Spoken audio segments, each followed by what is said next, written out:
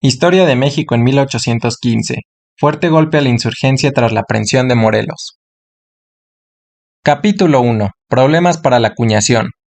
El 11 de enero, los insurgentes atacaron el importante centro minero de Taxco y se apoderaron del mismo. A lo largo de los años de insurgencia, los ejércitos rebeldes habían conseguido administrar diversas minas. Estas eran fundamentales para financiar los gastos militares y para obtener metales con los que se fabricaban monedas. Sin embargo, los años de la insurgencia también habían sido tiempos difíciles para la monedación de plata. Las circunstancias habían posibilitado que se intensificara la falsificación de monedas con cobre y, además, habían propiciado que cada grupo en pugna acuñara su propio circulante, rompiendo así la uniformidad de las monedas novohispanas. Capítulo 2. Los mineros piden ayuda. Durante la guerra, los reales mineros también quedaron severamente dañados. Los dueños de las minas tuvieron que formar milicias con sus jornaleros, quienes desatendieron el trabajo de la mina por defenderla y permitieron que se inundaran o que sus haciendas de beneficio dejaran de producir insumos en algunos casos. De este modo, la caída en la producción argentífera también afectó la rama del comercio, pues la escasez de medios de pago dificultó la posibilidad de llevar a cabo transacciones. De este modo, muchos mineros se descapitalizaron y comenzaron a exigir a las autoridades subvenciones fiscales y protección militar.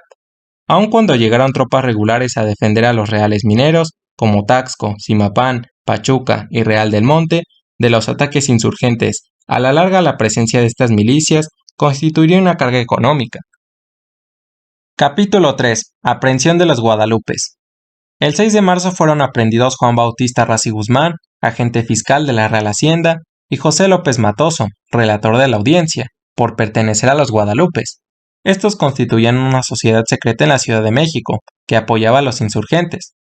Bajo diferentes seudónimos, estos individuos intercambiaron información con Morelos, participaron activamente en los procesos electorales de los insurgentes y también proporcionaron ayuda para la instauración del Supremo Congreso Nacional Americano que se reunió después en Chilpancingo. Capítulo 4. Edicto de la Inquisición. Este edicto se restableció para denunciar a quienes se hubieran expresado contra la religión y el Santo Oficio. La Audiencia de México ordenó quemar los ejemplares de la Constitución de Apatzingán y la condenó. Capítulo 5. Procesamiento y degradación. El 5 de noviembre, mientras custodiaba el traslado del Congreso hacia Tehuacán, José María Morelos fue aprehendido por las tropas realistas a cargo de Manuel de la Concha. El virrey Calleja y el arzobispo Pedro José de Fonte quisieron que el escarmiento para estos prisioneros fuera ejemplar, pues consideraban necesario dar una lección al movimiento insurgente. Procesado por una jurisdicción unida, es decir, por un tribunal militar y eclesiástico, Morelos fue acusado de alta traición al levantarse en armas contra el rey, haber causado muertes y perjuicios al reino, y no haber obedecido las excomuniones. Por otra parte, la Inquisición elaboró su propio proceso contra Morelos. Así, el 22 de noviembre, el líder rebelde ingresó a las cárceles secretas de ese tribunal, acusado de cismático y de haber incurrido en el delito de fautoría herética, por seguir a Hidalgo. Capítulo 6. Sentencia y ejecución. El auto de fe de Morelos se llevó a cabo el 27 de noviembre. Esa mañana, delante de las autoridades más importantes de Nueva España, el líder insurgente escuchó su sentencia y leyó la juración formal. Acto seguido, el obispo de Oaxaca, Antonio Vergós y Jordán, en cumplimiento de la degradación, despojó a Morelos de sus ornamentos de sacerdote. Por la noche, el reo fue trasladado al tribunal militar y, una vez ahí, se le sentenció a muerte. El 22 de diciembre, el siervo de la nación, como sería desde entonces conocido Morelos, fue fusilado por la espalda en San Cristóbal Ecatepec. José María Morelos fue sin duda el líder insurgente más exitoso en el campo de batalla. Se dice que Napoleón Bonaparte afirmó: con 5 generales como Morelos, conquistaría el mundo. Capítulo 7. La sociedad se militariza. El gobierno de Calleja había dejado actuar a los militares libremente. En los distintos focos de conflicto suscitados a lo largo del territorio novohispano, los comandantes del ejército utilizaban la ley marcial para dominar a las autoridades de los pueblos y beneficiarse de sus bienes y rentas. De este modo, poco a poco la gente dejó de estar dispuesta a pagar con sus impuestos los gastos de los grupos castrenses. Después de 5 años de guerra, la población civil veía tanto a las tropas insurgentes como a los ejércitos reales con cierta desconfianza. Los generales y soldados de ambos bandos cometían atropellos a su seguridad, su vivienda, su tierra y, en definitiva, su economía. En muchos casos, los jefes regionales utilizaron su autoridad para engrandecer sus fortunas personales y su dominio político sobre la región. Para este punto, la población de Nueva España ya estaba cansada de las represalias, confiscaciones, los fusilamientos, las proscripciones y el mal uso de los procesos judiciales. Capítulo 8. Táctica transatlántica. Fue en la península ibérica donde por primera vez se denominó como guerrilleros a los grupos de hombres armados que, al margen del Estado y del ejército establecido, se enfrentaban voluntariamente a los ejércitos enemigos. Con el tiempo, esas pequeñas agrupaciones guerrilleras fueron mejorando sus tácticas de guerra. De hecho, durante el transcurso del movimiento insurgente, llegaría a Nueva España procedente de la península uno de los muchos guerrilleros españoles, Francisco Javier Mina. Cuando este desembarcó en Nueva España, el movimiento encabezado por Morelos ya estaba totalmente aniquilado, por lo que los líderes actuaban cada uno por su cuenta y sin una dirección clara. Aunque Mina sería detenido y fusilado sin que pudiera compartir sus experiencias y técnicas guerrilleras, la táctica de guerra que practicaba ya estaba configurando en Nueva España.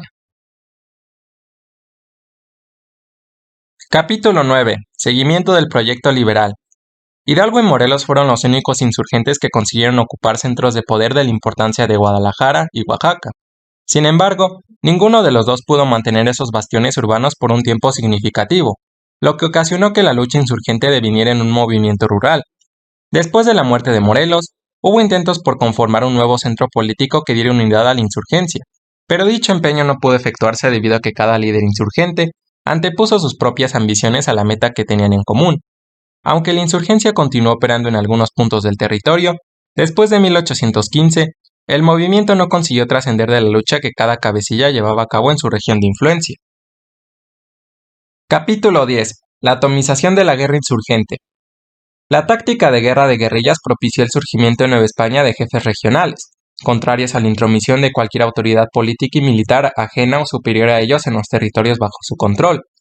En términos generales, la insurgencia estaba sumamente mermada, por lo que sus dirigentes solo consiguieron atomizar el movimiento. Es por esta razón que no resulta fácil seguir ni exponer el desarrollo de los últimos años de la insurgencia. Sin embargo, durante ese periodo actuaron los siguientes líderes. En la región de la Huasteca, José Joaquín de Aguilar. En Zacatlán y los Llanos de Apán, José Osorno. En un pequeño reducto de Tehuacán, Manuel de Mier y Terán. Y en la región de la Mixteca, Ramón de Sesma. Capítulo 11. Noticias al virrey. En un informe remitido al virrey Calleja en 1816, se da cuenta de la aparición del nuevo tipo de táctica denominada guerra de guerrillas. Derrotado Morelos en Puroarán, el sistema de guerras entre los rebeldes varió en todo. Sus desgracias pasadas les hicieron más prudentes, y sus cabecillas conocieron lo imposible que era sacar partido con nosotros en campo raso. Trataron de equilibrar su falta de instrucción y de disciplina con apostarse en las alturas y no esperarnos sino en ellas. Hacen sus correrías sobre los pueblos, los convoys, sobre nuestras partidas pequeñas, etc. Y siempre salen a golpe seguro, pues de lo contrario no salen.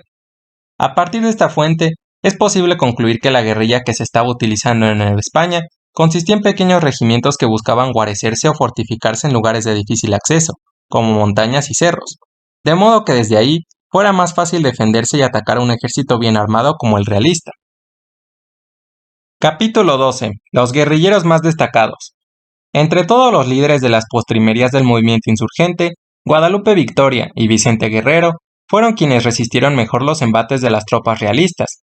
El verdadero nombre del primero era José Miguel Ramón Aduacto Fernández Félix, originario de Durango. Después de lograr apoderarse del Puente del Rey, obligó a los comerciantes que pasaran por este punto a pagar una cantidad por peaje. Además, durante casi 2 años, consiguió tener el puerto de Boquilla de Piedra cerca de Chachalacas, donde habilitó un muelle y algunos almacenes para poder contrabandear armas y mercancías mediante corsarios estadounidenses procedentes de Texas y Nueva Orleans. Por otro lado, Vicente Guerrero y Pedro Asensio lograron mantener vivo el movimiento insurgente en las montañas del sur de Nueva España. El principal logro de estos movimientos guerrilleros fue que terminaron por debilitar la moral de algunos miembros del ejército realista, situación que condujo a estos a albergar el deseo de poner un alto a la guerra.